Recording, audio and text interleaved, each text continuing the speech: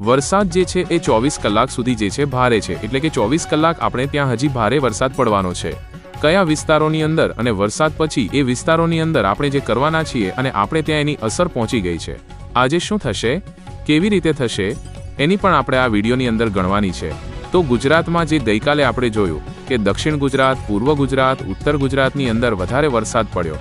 હાલ જે છે હવે ભારે સૌરાષ્ટ્રના વિસ્તારોમાંથી અમરેલી, ભાવનગર છે, બોટાદ છે, સુરેન્દ્રનગરના વિસ્તારો છે, પછી અમદાવાદ, ગાંધીનગરના જે છે, પાટણ છે, બનાસકાંઠા છે, એની અંદર એની સાથે સાથે સૌરાષ્ટ્રના મોરબી છે, જામનગર છે, દેવભૂમિ દ્વારકા છે, જૂનાગઢ છે, ગીર સોમનાથ ઈ તરફના વિસ્તારોની અંદર, રાજકોટની અંદર જે છે વરસાદનો ભાર વધારે રહેશે।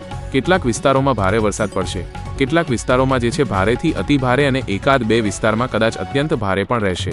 ઉત્તર ગુજરાત, સૌરાષ્ટ્ર, મધ્ય ગુજરાત અને કચ્છના વિસ્તારોમાં પણ આજથી વરસાદનું જોર જે છે વધારવાની શરૂઆત થશે, ધીમે ધીમે વધશે। કેટલાકમાં વહેલી સવારથી વધવાની શરૂઆત થશે, કેટલાકમાં બપોરે, કેટલાકમાં બપોર પછી જ છે એ વરસાદ વધવાની શરૂઆત થશે।